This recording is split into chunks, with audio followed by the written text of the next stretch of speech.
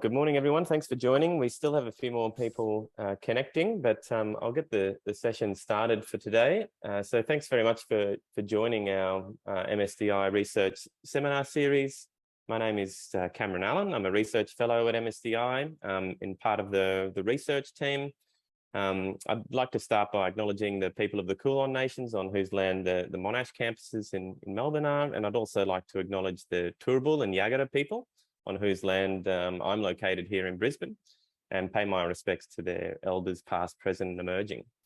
As you know, the MSDI Seminar Series aims to foster interdisciplinary conversations on the grand sustainable development challenges of our time. And for today's session, I have the pleasure of introducing Professor Michael Mintrom from the Faculty of Arts here at Monash University. No doubt many of you know Michael and are familiar with his research. He's quite a prolific writer. Michael is Professor of Public Policy in the Faculty of Arts. He's an authority on public policy processes and advocacy. And his award-winning research on policy entrepreneurship has been highly influential. He's also inaugural director of the Better Governance and Policy, which is a really great university-wide initiative to promote policy impact of Monash University research. So today, Michael will be presenting on policy design to advance human rights, discussing the content of his new book, Advancing Human Rights, and the ways that public policy design can advance human rights and effectively support the pursuit of the Sustainable Development Goals, or the SDGs. It's a really important topic, and really relevant to all of our own research on sustainable development and the SDGs. You know, the centrality of human rights in the SDGs is really one of the transformative aspects of the goals and the framework. So I'm really looking forward to hearing Michael's insights today into how policy can advance human rights and the SDGs. Just note that we are recording the session today. There'll be plenty of time for questions at the end. So feel free to pop your questions in the chat, or you can raise your hand at the end of the session and we'll go around. So thank you, Michael. The floor is yours. Thank you, Cameron. Thanks for that very kind introduction. And I'd like to join with you in acknowledging the traditional owners of the lands that we're all zooming in from today, and pay my respects to elders past, present and emerging, and any who are with us today. It's really great to see so many familiar faces. Yes, Cameron, you said that quite a lot of people would know me, and it's great to see so many here. And that makes me think that we might have a really rich conversation as we go through. I have some slides just to give a little bit of structure to some things that I want to say at the start, but I'm hoping that we can, you know, quite quickly break up and have a conversation, as opposed to having me banging on about stuff for too long as a monologue. But it's probably quite useful to do a little bit of that as a starter. So I suppose one thing that I have thought about for quite a while now is that governments should treat public policies as investments more than they do, actually explicitly treat them as such. And in that regard, as I go through today, I'll be kind of making the argument that it seems to me that effective pursuit of the Sustainable Development Goals also represents a good investment. You could say, obviously, if we can't sustain things, then we're not investing well at all. I've also been arguing, as you mentioned, Cameron, in a short essay, a short book that's just come out called Advancing Human Rights, that we can actually take an investment perspective and apply that to the pursuit of human rights, and we get some, I think, some really quite rich results there. And so taking these things together, I guess, you know, my kind of claim and my interest as a policy designer, as someone who researches and teaches in this area, is to say that really effective public policy should be something that contributes to human flourishing in all the ways that we might think about that. And so that actually ties to things like the pursuit of the SDGs and the pursuit of human rights. Just to move things along a little bit, I will share my screen. And I'm going to start with a book that I published a couple of years ago on public policy, but it's called Investing for a Better World. And I list down there the goals of public policy. It's not an exhaustive list, but you can see already there that human flourishing shows up, that promoting sustainability shows up, and also advancing human rights. So these are things that have been kind of on my mind for a while, and thinking about ways that we could pull some of those together in our thinking about policy and good policy design. And I'll speak about that more as I go through. The investment approach that I put at the center of this way of thinking about public policy suggests that we kind of take an approach of measuring. Really, it's an empirical approach rather than speculative, looking at existing policies and programs and figuring out, well, what effect have they had? How effective have they been at the goals that they were intended to generate? And I'll give an example of that in a minute. Then you can do some assessing of costs and benefits. And as a result of that, you can give advice. I suggest offering robust advice. Cost-benefit analysis, as we know, is open to error and approximations and so on. So we have to be quite careful around that. Why I suggest that we really pay attention to it is because we don't want to have a situation where expertise is underrated or is sort of poo-pooed because, hey, those people could be mucking around with the figures. So a general approach is to say we've got to be really explicit about how we're going around our methodology and explaining it in the simplest possible way so that expertise is valued for the contributions it can make. If I just push on a little bit more here, the cases that I pursued there, actually, if we think about the SDGs, which I'll come to later on in the talk, there's a lot of intersection between the kind of topics that I was pursuing and applying an investment perspective to in this book. And some of these topics, sort of the argument is that even in things like criminal justice, we can find effective ways of treating policies as investments. I'm not saying that we necessarily do much of that right now in that particular space, but we could. Again, I'll circle back to that shortly.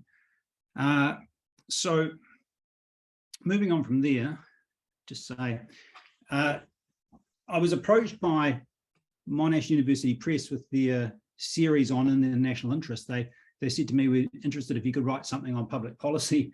That was a couple of years ago. And at that time, I was having conversations with Professor Kevin Bell, who was the director at that time of the Castan Centre in Law, Castan Centre for Human Rights. And so I was talking to him about the investment perspective that I liked to apply to public policy in general. And he told me about his interest in pursuit of human rights. And we actually said we'd like to kind of write something together.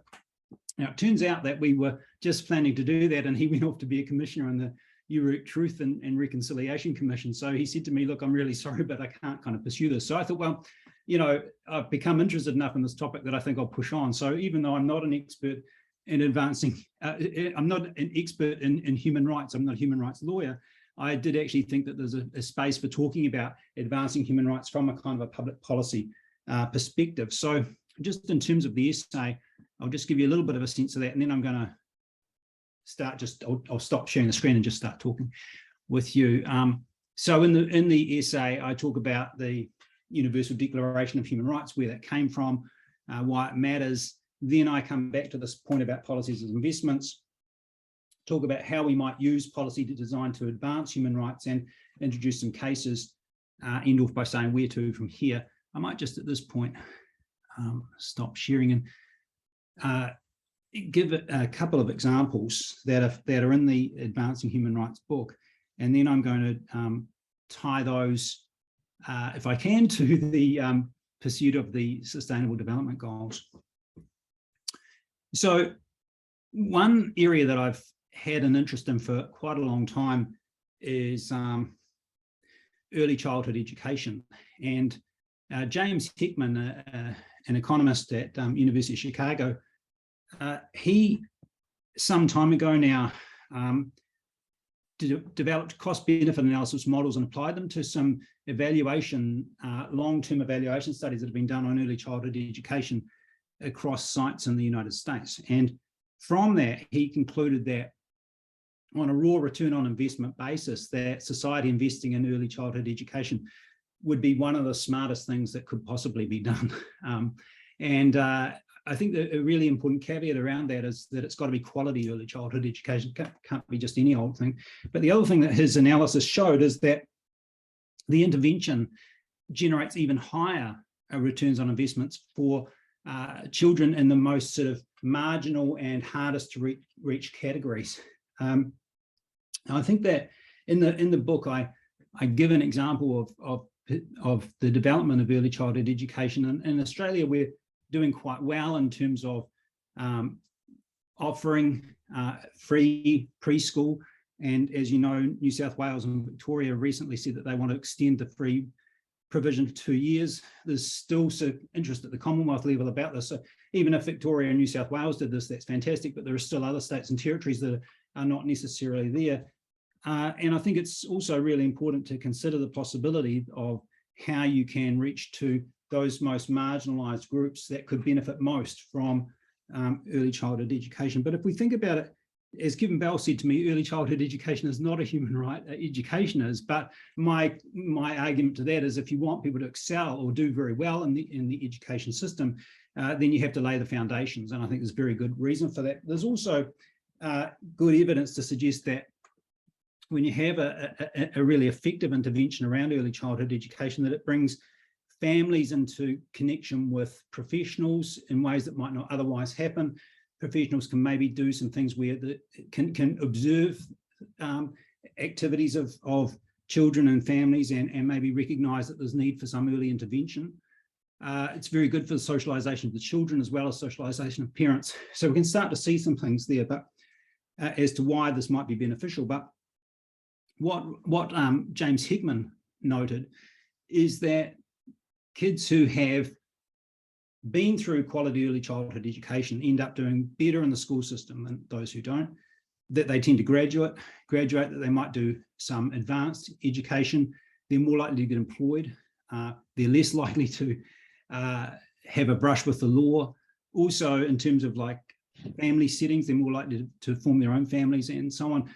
From an economist's perspective, why I think of this as an investment is to say, this means that if people go through these programs and effectively go through the system of schooling and so on, that they will be taxpayers as opposed to beneficiaries in the system. And so that's actually, from a government perspective, quite an important investment that you can actually, if you like, generate taxpayers. But there's also a part of this that ties to my interest in human rights, that people who have been well educated are more able to articulate their own interests and see their own interests in particular situations, and also look out for the interests of others. And there's quite good evidence on that this in fact is an intervention that can support the development of and advancing of human rights.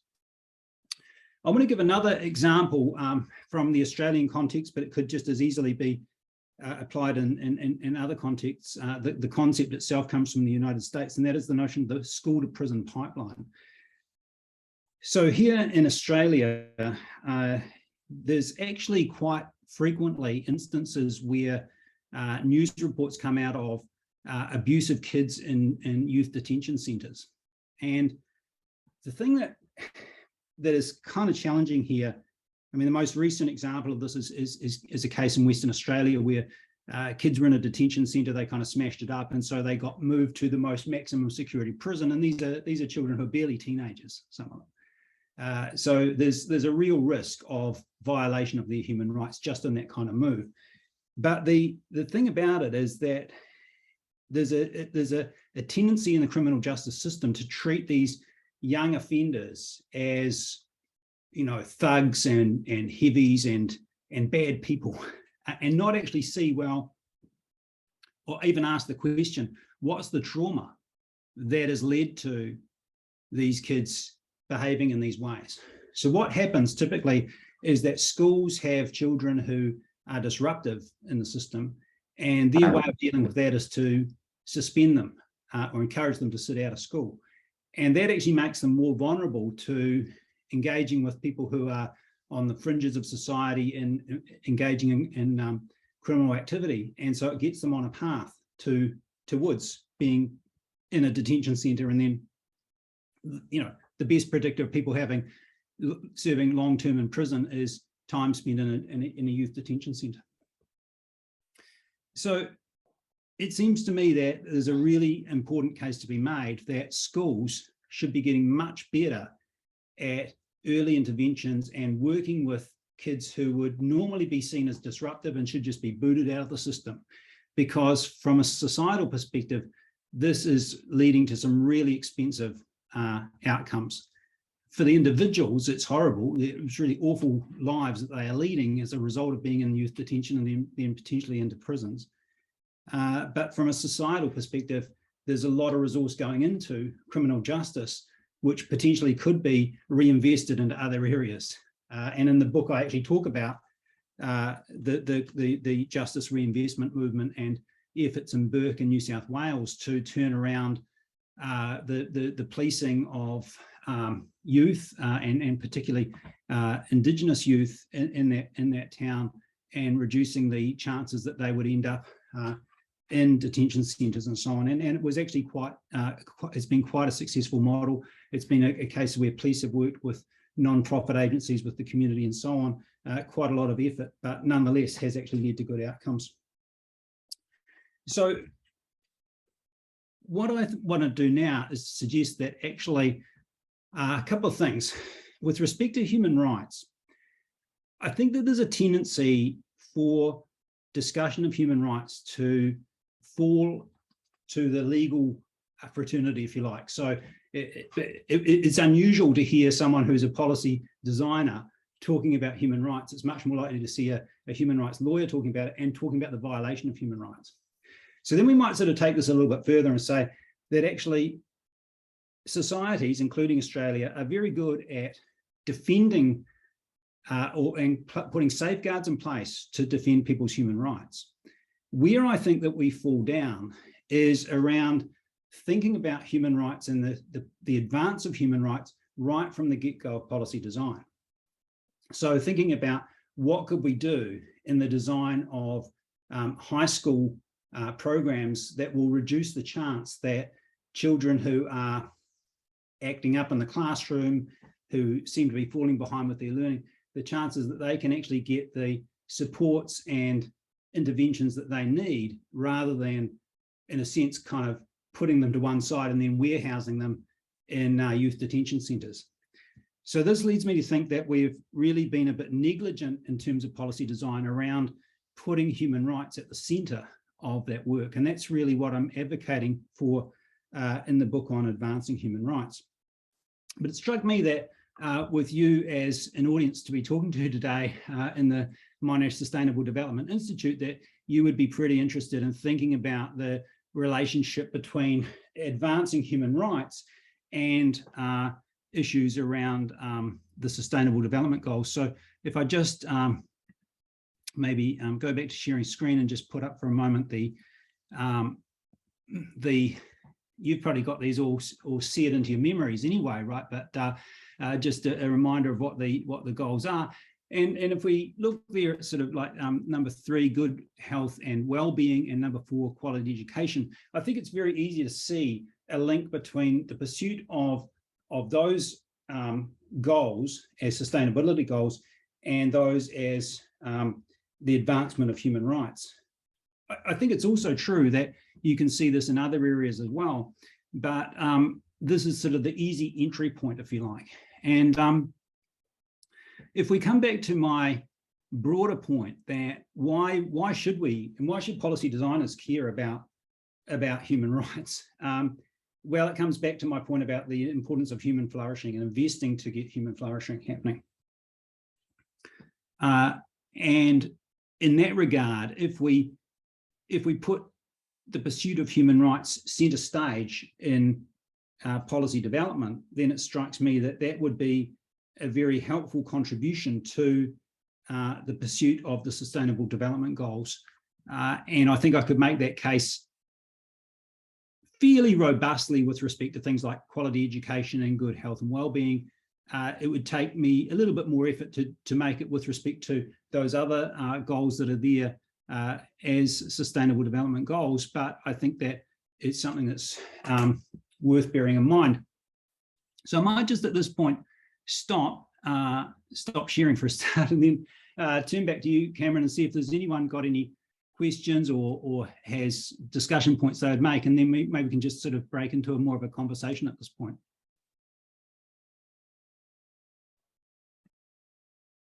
Okay, well, thanks very much, Michael. It's a really nice overview, and I'm happy now to moderate a discussion session if you'd like to take that approach. Does anyone have any questions that they'd like to raise with Michael, or any comments?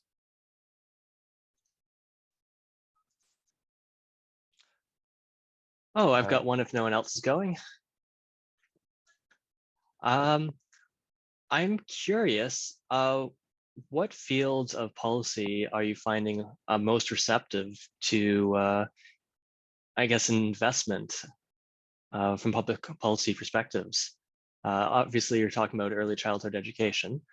I'm guessing that there are a couple others that are really keyed into this. Are there any that you'd really highlight as examples of good practice? Thanks, Matthew. In the Australian context, yes, I have looked at this, and there's Infrastructure Australia is actually a pretty good example of looking at that sort of space of building roads and railway systems, airports, that kind of thing, and actually saying, how do we apply a rigorous investment perspective there? So that's in that kind of realm. In the social policy realm, there's also been some very good work done around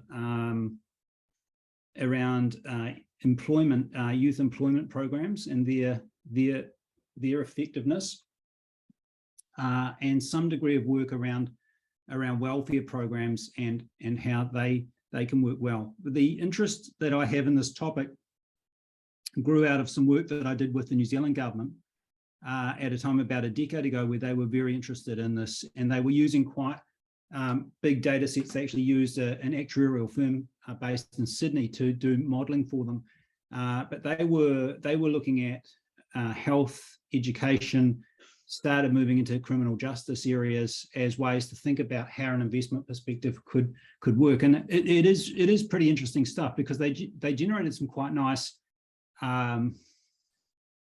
graphics which they could share with politicians, that basically showed the amount of money that was being spent on certain groups of people by the time they were, say, 35, and what were the risk factors that led to the higher expenditure by government on people. And that then led to conversations, and I actually seen this happen, the Minister of Finance talking to a group, for example, and saying, if we could make these investments in this group of people, this would save us so much money further down the track. And then giving examples of, well, why is it that we're prepared to spend high amounts of money on injury prevention among elite athletes, but we're not prepared to spend the same amount on kids from kind of difficult circumstances and so on. So Australia has certainly been doing stuff here. Victoria has been doing work in this area, and New Zealand. But I think that there's quite a lot more room to go. I've seen, for example, comments about the United States that, in terms of evaluating the effectiveness of programs, that it's still a case where many billions and trillions of dollars are spent without real effective evaluation occurring to say how effective are they. Thanks, Michael. Thanks, Matthew, for the question. And just a reminder, if you have any questions, please just raise your hand or pop them in the chat. I have a couple of hands raised. I'll hand it over to you, Tony. Yeah, thanks very much. Terrific discussion that you're provoking here today, Michael. And I want to pick up on, I guess, if we focus on human flourishing, if you like, as an outcome of what we're trying to do through public policy and other things, which I think is important, then how do we bring into this discussion the fundamental understanding that human flourishing entirely depends on the flourishing of natural systems? And we're now, our earth science colleagues arguing that we're in the Anthropocene, we're leaving the Holocene epoch. So we're confronting climate change, biodiversity loss, pollution, ecosystem degradation more generally. And this is already harming health. And we can only anticipate this will be more so into the future. So I'm interested in the advancing area of human rights that really brings the environment in. And this is relevant to a range of SDGs, of course. I'll just put in the chat box for anybody that didn't see it recently, the UN Declaration of the right to a healthy environment. And this is really starting to shift the discourse of health and human rights, which is traditionally focused on the right to health care. But this acknowledges the fundamental importance of a healthy environment for human health. And you know, as a New Zealander, as I am, Michael, you're likely familiar with some of the works that's being done on the rights of nature, you know, the rights of rivers from an Indigenous perspective in New Zealand and elsewhere.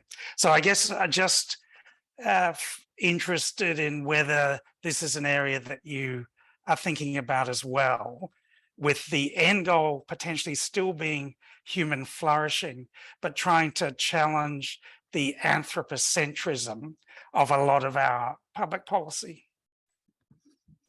Thanks, Tony. It's a really terrific comment, and yeah, I think how I would draw a connection here, and it might be a bit of a long bow, but I think that this is where education becomes fundamental. Like a well-educated population is one way to increase the likelihood that that people will actually, let's say, be more mindful of the health of the planet. Again, maybe I'm being a little too optimistic there, but it does strike me that that education does allow people to be more capable of launching evidence-based arguments, for example, and advocacy around that to sort of counter perhaps in the past prevailing norms that have been driven by, you know, big business and certain elites. So that would be where I would kind of draw that there's, in a sense, and this is where, you know, I mean, I'm open to contestation on this point, but that the pursuit of human flourishing should actually lead to a more critical understanding of the relationship that all of us have to the planet, and the importance of safeguarding it for future generations, right? If we really value our own lives and the capabilities that we have and the contributions we can make, then we're also thinking about our children's children and how we can be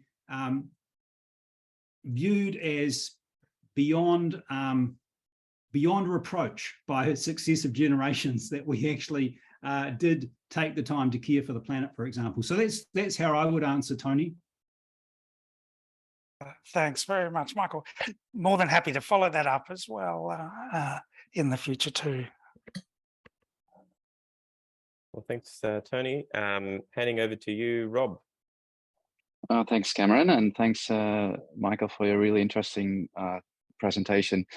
I guess my question is triggered by a focus on public policy, looking at public policies as investments, and it reminded me very much of the work from Mariana Mazzucato, who has been making some kind of similar arguments, I guess, but then focusing on innovation policy, in particular in her first book on the entrepreneurial state.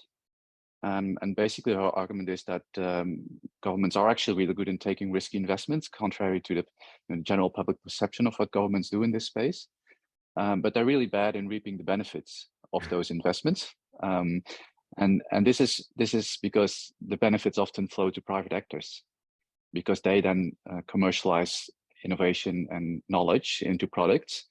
And the solution to that would be to raise taxes for private actors so that the benefits actually flow back into public hands, which can then be reinvestment in new risky projects into the future.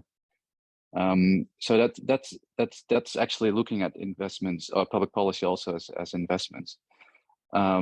But there are two basic problems in my understanding, and that is one is that talking about raising taxes is problematic in neoliberal economies, and also globalized economies is a problem because this leads to competition between tax regimes between countries. And the Netherlands, where I'm from, that's basically it's very good in that competitive element. They offer very low tax exemptions for international actors, private actors. So I mean, one solution would be to think about standardization of tax regimes, global standardization. Another solution might be to have really low tax regimes for investments that actually align with the SDGs and sustainable development, whereas taxes would be high for investments from or profits from private actors that do not align with the SDGs. So whether this is also a human right problem, I'm not sure, but obviously it's a normative problem because the benefits of public investments go into a limited number of private hands. And also whether that's politically achievable, the kind of solutions that just proposed is another problem or challenge or quite a big question, but really keen to get your thoughts on some of these issues. Thanks, Rob. Yeah, that's a very cool question, actually. And it reminds me of a couple of things. One is that the sort of neoliberal economic argument is somehow that states are not good at making investment decisions. And so the argument is that, we reduce taxes and don't give them the chance to do this kind of thing. And I think that Mariana Mazzucato's work is kind of challenging that a little bit because she's actually saying that states are good at investing. One area where I have looked at this, or looked at the evidence on this, is the development of the National Institutes of Health in the United States, where right from sort of the 1950s through, there've been massive investments by federal governments in the US into those institutions. There have been times when there have been efforts in Congress to cut funding, and as a result of that, the heads of the National Institutes have got together and said, "Well, here, look at the outcomes that we've generated for society," and they make a very big claim that the investments in the NIH have been massive for improving the quality of life and the duration of life for populations not only in the United States but actually more broadly. So there's a sort of a sense in which the innovations there have had this effect across the globe. I'd also say on that another effort that was made in the 1970s in the United States around innovation was the development of the Bayh-Dole Act, which basically gave opportunities to researchers who had received National Science Foundation funds to accrue the benefits of entrepreneurial activity that would commercialize those. And that's also had, the analysis of that has suggested that it's had really salutary effects for the economy and for innovation. So I guess where I would perhaps question the Mazzucato thesis is the view that all of those benefits get sort of somehow that if they go to the heads of private sector companies, that's the accruing of rents that is inappropriate given where the innovation was coming from. I guess I question that because, even though the heads of Google and Apple, for example, are doing very, very well, we all benefit greatly from Apple technology and from Google and for example. And so I do think that there are spillover effects, even though there have been commercialization there. So yeah, look, I would say that, the Mazzucato thesis is basically saying, how do you correct for the fact that people get very rich out of investments on government? I would say I get that point, but I actually think that the main point that she makes that I really like is she's saying that governments can and have been amazing investors and that all of society has benefited. And I think that that's the part we have to sort of stick with and say, when do those investments really work out? And then that, I think, does connect very well to discussions around SDGs and how to pursue particular ones of them and what sort of leadership should come from government, what sort of public-private partnerships should emerge. And yes, to come back to your point, what kind of ways should government act and what policy design should be should be pursued in order to reduce the possibility of rent seeking on the part of certain, very large corporations. Thanks, Michael. But I'm tempted to respond, but I'll give others the floor. Well, thanks, Rob. We might have a chance to come back to you yet, so keep that question in mind. So we've got a few questions popping up in the chat, which I'll get to in a sec. I just had one quick question as well for you, Michael, which is burning in my mind, which is really around quantifying these benefits. And you mentioned that, traditional ways using cost-benefit analysis to demonstrate sort of, weigh up the, whether or not to implement a policy or an investment. And I'm just wondering, in terms of human rights and the SDGs, how do we, what would be a convincing argument that you would put to a policymaker or a politician around these long-term benefits? How could you quantify them in a way that would convince them to want to make the investment now, given they have a range of other competing options which might give a short-term gain or a short-term economic gain? Yeah, thanks for that. So this leads me back to, there's an economist called Harold Demsetz who wrote a paper back in the late 1960s arguing about how should we weigh up the benefits of interventions. And he basically said that we should engage in what's called comparative institutional analysis. So look at, let's suppose, you could do this, say, in Australia, comparing, say, a policy that's been pursued by the state of Victoria. We could come back to, say, early childhood education and compare it with a state like, say, Queensland. So if Victoria's made more investments there than Queensland has, what are the long-term consequences of that? And the reason that Demsetz said we need to do this kind of comparative institutional analysis is he said, if we don't do that, we end up with this kind of what he called the nirvana fallacy, which is where you just assume that the actions of government are going to lead to better outcomes, and you don't necessarily measure them. This is why the approach that I mentioned earlier on with respect to the book on public policy investing for a better world, I suggested that we should focus on existing policies and programs rather than sort of speculating about interventions. Why I say that is not because I don't care about innovation, but I actually think that there's an enormous amount of evidence that is already out there in plain sight, if you like, that is begging for careful analysis to actually say what works and what doesn't work. Of course, many of you would know, the work of Peter Bragg on sort of evidence and evidence syntheses, and so he's really interested in this kind of thing. But I actually think and that's why I talk to Peter a lot, we need to do more to actually take the evidence we already have and say, what are the implications of that for future policy design work? And so if we were to pursue that further, I would say what public policies, I mean, to some extent I've answered this in the talk today, what public policies do we think have been ones that have actually been very effective in not just safeguarding human rights, but advancing human rights through their programmatic activities? And why is that? And I think that's why I used the example of early childhood education and also suggested that ways to break the school to prison pipeline would also be very helpful in this kind of regard. But that's how I would answer that question, Cameron. Use the evidence we already have. Thanks very much, Michael. So I'll just switch now to the chat. I'll start with Amy. What kind of policies can be implemented for high schools so that at-risk students are better supported? Thanks, Amy, for that. It's a wonderful question, and actually in the book Advancing Human Rights, I talk about the worrying evidence that we have in Australia, but not only in Australia, in other countries, of bullying of teens who are LGBTQIA+. There's an annual survey now being done where children in high schools are being surveyed and asked about this. And the worry that I have there, I mean, from a human rights perspective, we can say in and of itself, it's problematic.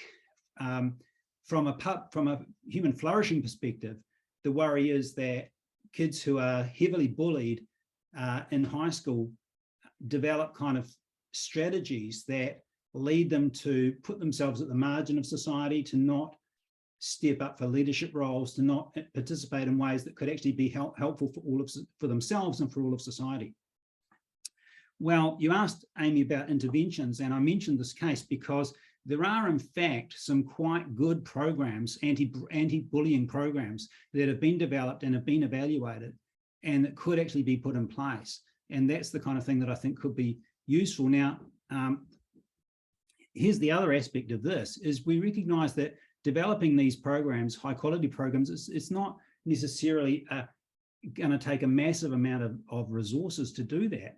But the overall impacts for society as a whole in terms of human flourishing could be huge. I mean, if you look at the outcomes for children who are subject to that kind of bullying at the moment, it can lead to depression, it can lead to lack of pursuit of further education, long-term unemployment, these kind of things. So these are massive in terms of implications for individual lives, but they're also stacking them up, aggregating them. These generate big losses to society, where we could actually be having big gains to society. So that's what I would suggest as an intervention, Amy, and I think we could sort of roll the similar logic out to other areas as well. Thanks, Michael. So another question here, and I should say, if people who are asking the questions on chat would like to jump in with clarifications, please do. I have a question here from Rachel Walters. Do you find support for discussion differentiates at different levels of policy? For example, education supports or psychology supports provided at public schools, but not independent schools, etc. Oh, it's interesting. I mean, you know, I think perhaps how I would broaden out the response to that, Rachel, was to say that I kind of take the view that an argument that I've made around advancing human rights is one that doesn't really fall into obvious kind of categories in terms of politics, if we, let's say, understand it here in Australia today. And in fact would suggest almost like a kind of a level of agreement could be found between those who would be, let's suppose, in the language, be considered woke, and those who would be considered, what's the term now we use, I don't know, the dries or hard right or something like that. Because what I'm actually saying, you know, is that you can make investments that good in terms of the bottom line for society, the bottom line for government, and that's the sort of thing that you would think neoliberals would be pretty interested in. But these are also things that would have very good consequences for groups that are often victimized or marginalized, and would allow for, in aggregate, more human flourishing. So I think if the arguments are put in that way, framed in that way, then there would still be issues around differential support, but I think that you could actually start to see ways to frame and narrate what's going on, such that you could actually get stronger coalitions of support for change. This actually takes me back a little bit to Tony, your question about, you know, about the Anthropocene and how we deal with that. Is actually this notion of kind of, we have to create advocacy coalitions that can actually change the discourse. And so I think that the way I've answered Rachel's question is to say, well, even if we have these kind of fault lines, political fault lines in place at the moment, we shouldn't necessarily see that they are going to be always and everywhere there. We can actually make new solutions or frame things up in different ways that actually change the politics around this, which I think is really critical. Thanks a lot, Michael. So moving on to Sandy Swanson.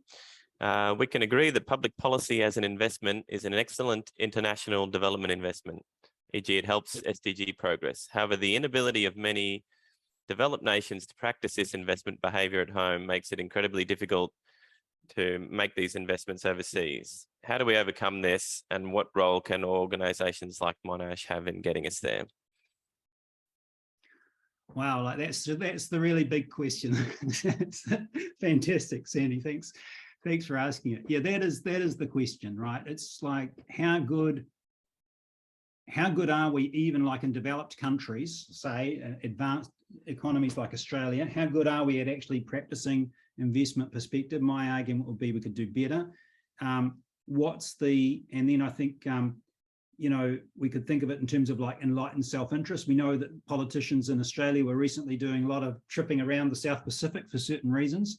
But the question is, could they sustain that? Could they do more to support, you know, the Pacific family, as the Prime Minister likes to call it, which would actually mean providing more aid. And that, I think, that enlightened self-interest becomes a harder thing to sustain.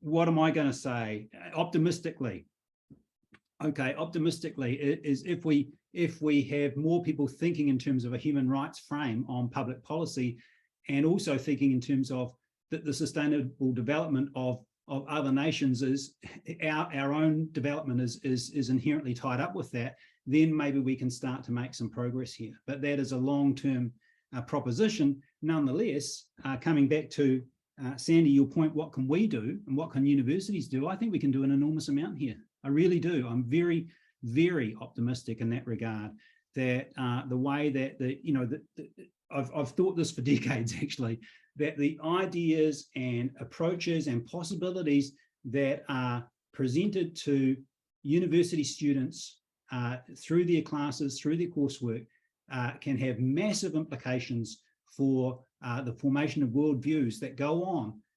And when those people are in positions of decision-making positions, those ideas and things that were learned at university, they stick. So I think we're very privileged in that regard in universities. I think we've got a better soapbox probably than many other people in society, and a great opportunity to to shape the discourse and the arguments and point to evidence and so on in ways that could actually be helpful for sustainable development.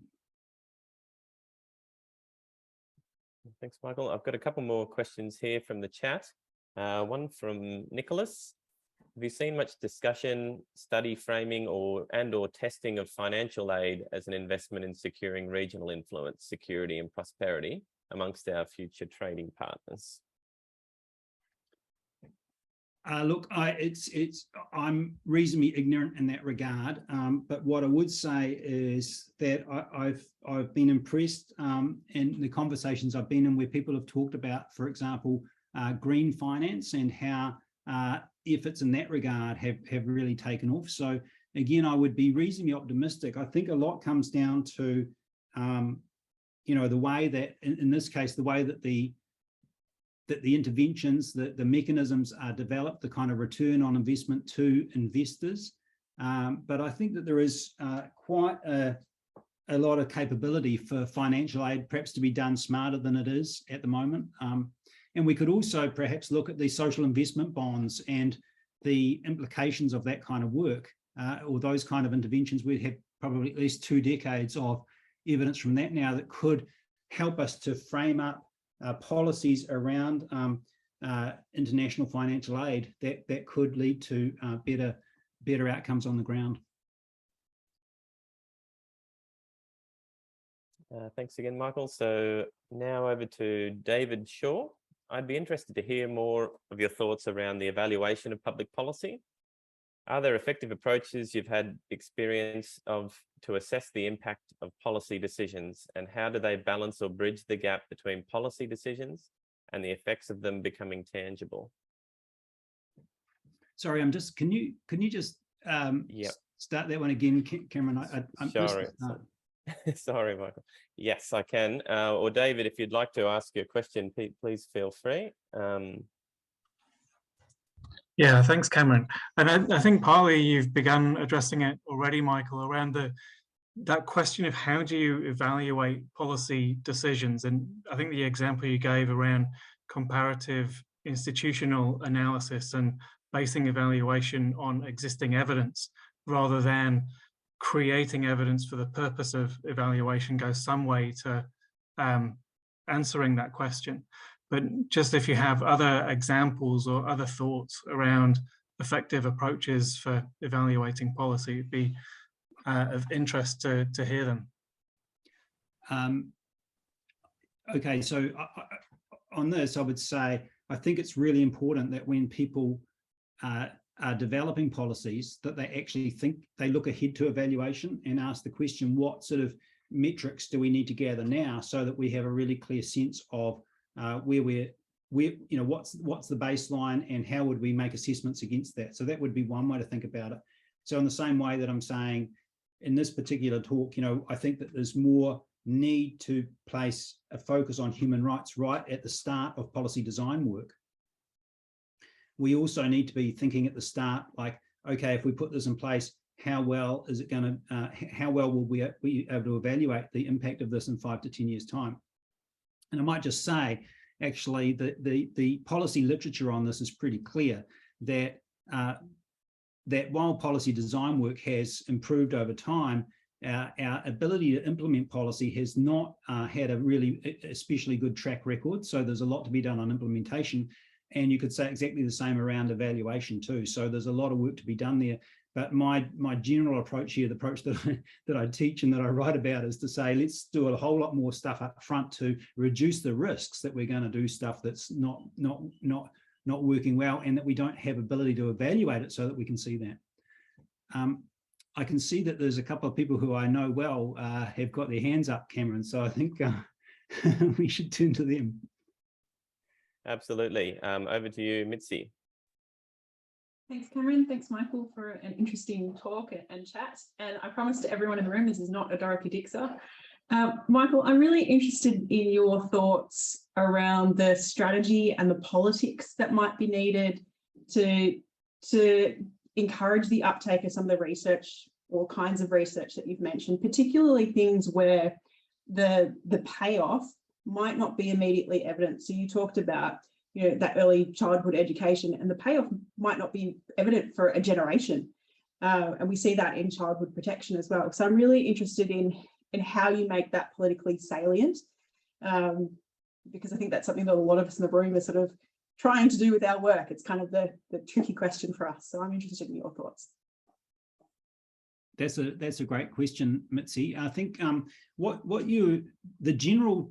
the general challenge we face is to help people in the present to see the benefits of something where the benefits might flow into the future. That's really it, isn't it? So it's a kind of like the story of telling someone, why don't you spend the next 3 years going to university, because in your 20s you will get a payoff of some sort, even though for the next while maybe not, that kind of thing.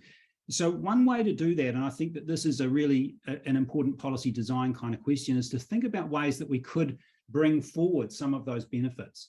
Off the top of my head, I'm not really clear on how to do it, but what I would say, again, using an example that I've used a couple of times in this talk, the case of early childhood education, I mentioned how Heckman has shown these long-term benefits of it. There are also short-term benefits for families, right? Because members of the household have, when the children are in some kind of early childhood education, that gives opportunities for people to get more education or to remain in touch with the workforce. So there are immediate benefits there. There could also be immediate benefits in terms of having your children around healthcare professionals or teachers who are attuned to seeing sort of early warnings around challenges that might become present. So that way, even though I put that in terms of like, here's a long-term investment for society, I think we can actually make the argument there about the short-term immediate gains that we can have from those kind of interventions. So it's hard for me to do it right now, Mitzi, but I reckon that if you and I were to talk this through further, we could probably come up with some examples of other areas where you can actually try to pull forward to the present some of those benefits, and so that people actually find them attractive. And we would certainly want to make a framing and a narration around that. Thanks, Michael. Over to you, Lisa. Thanks, Cameron. Hi, Mike. Good to see you. My question follows on nicely, I think, from Mitzi's. So I was in the Victorian government under the Brumby government in the public service when Rob Hulls really pushed a human rights agenda and introduced the Victorian Charter of Human Rights and Responsibilities. And all of us in the Victorian Public Service for a period of time had to tick boxes about elements of the Human Rights Charter on every single brief, basically, that went to ministers, which was good. It certainly focused everybody, but the momentum just got lost. And after working in the Victorian government, going to work in the violence against women sector and writing, briefs, particularly for Commonwealth ministers, Liberal National Party ministers, we were often directed not to use human rights arguments in relation to violence against women, despite other parts of the world, particularly Europe, having strong sort of human rights foundations in policy around domestic and family violence. So my question is really whether or not Australia has a problem in relation to human rights, and whether you looked sort of comparatively in your work at other jurisdictions and what we might be able to learn about from other jurisdictions to try to maintain momentum around a human rights agenda. Thanks, Dr. Weldon. That's a terrific point that you've made. Look, I don't know that Australia does have a problem there. I think that's a really though it's a very interesting point that you've made. And I wonder, actually, I was in a discussion with Professor Paula Gerber from the Castan Centre for Human Rights recently, and she was sort of saying, and she made a comment somewhere along the line. We were in a forum talking about the advancement of human rights, and she kind of made a point, sometimes you don't want to talk about human rights, which is kind of amazing to think that we're here talking about it, but we might say that. And I think that that's actually where, say, coming back to some of the examples that I used in the book and that I used today, instead of necessarily talking in human rights terms, we might sort of talk about the return on investment case. So that's one way, but I think that's not a particularly satisfying answer to your question. I suppose what I would say is I would want people, my ideal, okay, so Mike Mintrom's ideal here would be to say, it would be great if everyone did care more about human rights and the advancement of human rights. Then the sort of the political side of things is to say, but if you think that banging on about human rights is going to turn certain groups of politicians off and they won't follow through on policy because of that, find another way of framing the same thing so that they will buy into that, and that you'll get the pursuit of human rights, even though they're not necessarily talking about it. It's not ideal. I mean, you'd love it if we, but I think that sometimes we just have to kind of use that sort of savvy kind of approach to get through the situations we're in. Thank you. Yeah. Well, thanks very much, Michael. I think we could easily continue on with the discussion, but we've run out of time, I'm afraid. So I'd just like to give a big thanks to Michael for a really thought-provoking session. We really appreciate your time and your expertise and for sharing that with us. And thanks also to everyone for engaging in the discussion. Some great questions and really insightful answers. So thanks again. But before we go, I'd like to just put in a plug for the Monash affiliates program. I've put a link in the chat there if you'd like to take a quick look. I believe Michael Mintrom is an affiliate. He's actually the first presenter we've had from the program, which is a new program for research and education and professional staff across the university. So please take a look at that. And thanks very much for joining us today, and see you next time. Thank you. Thanks very much.